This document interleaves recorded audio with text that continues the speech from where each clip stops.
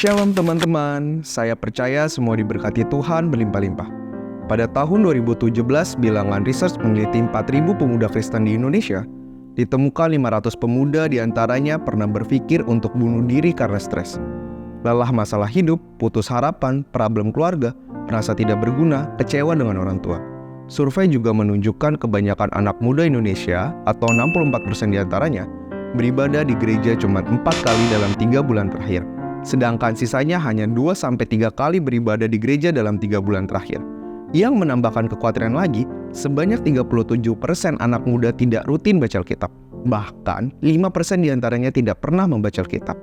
Di tahun 2019, Dirjen Bimas Kristen waktu itu, Profesor Dr. Thomas Penturi mengutip penelitian bilangan research tentang spiritualitas dan religiositas generasi muda Indonesia, menunjukkan sebanyak 50% generasi muda sudah meninggalkan gereja. Nah, pada edisi perdana Serafi Media ini, kami ingin memberitakan kabar baik untuk kamu. Apa kata firman Tuhan tentang anugerah hidup kekal dan manusia yang jatuh dalam dosa? Kita semua pasti akan mati. Namun, tak seorang pun tahu kapan dan bagaimana ia akan meninggal. Kalau kamu meninggal dunia hari ini, apakah kamu yakin masuk surga dan hidup bersama Tuhan? Banyak orang ragu untuk menjawabnya. Banyak yang tidak tahu gimana jawaban pertanyaan ini. Tentu kamu ingin masuk surga, bukan? Apapun jawaban atas pertanyaan di atas, sebaiknya kita siap menjawab jika ditanyakan kepada kita. Seandainya kamu meninggal sekarang ini juga, dan Tuhan bertanya, "Mengapa aku harus mengizinkan engkau masuk surgaku?" Apa jawaban? Banyak orang mengatakan, jadilah orang yang saleh kalau kita taat beribadah, menjauhi dosa, melakukan yang baik, taat ajaran agama. Tentu dengan semua kebaikan itu kita berharap diperbolehkan Tuhan masuk ke surga. Tapi pernahkah kamu berpikir, harus baik apakah kita supaya kita layak masuk ke surganya? Nah, inilah kabar terbaik yang kamu perlu dengar. Hidup kekal atau surga itu adalah anugerah Tuhan. Hidup kekal atau surga tidak diperoleh karena usaha kita sebagai kompensasi upah hasil kinerja karena melakukan sebuah pekerjaan untuk Allah. Tetapi hidup kekal itu pemberian atau hadiah. Meskipun merupakan hadiah, tapi semua orang tidak dapat memperolehnya. Apa yang menghalangi kita menerima anugerah hidup kekal ini? Dosa. Semua manusia di dalam ini telah berdosa, termasuk diantaranya adalah kita. Nah, menurut kamu, apa dosa itu?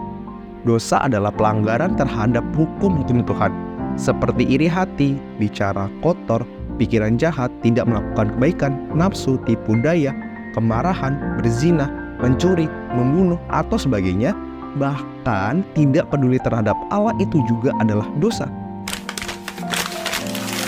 Seandainya kita lakukan hanya 3 dosa dalam satu hari saja, itu berarti dalam 1 tahun telah tercatat lebih dari 1.000 dosa, dan jika kita diberi hidup selama 80 tahun, berarti akan terkumpul 80.000 dosa.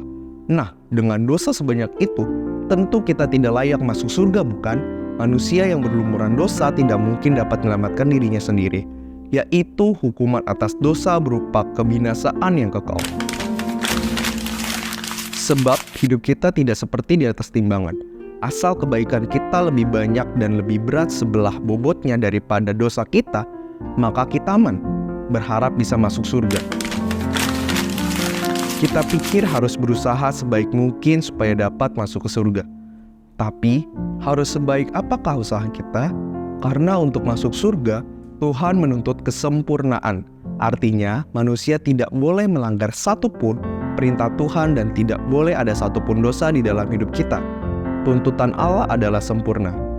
Tidak mungkin kita menyajikan kue dari bahan dasar gula, mentega, tepung, dan 9 telur yang baik, tetapi tercampur dengan 1 telur yang busuk.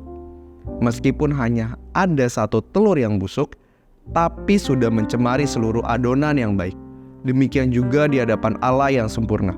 Bahkan dengan 1 dosa saja sudah mencemari semua kebaikan kita dan membuat kita tidak layak di hadapan Tuhan yang sempurna.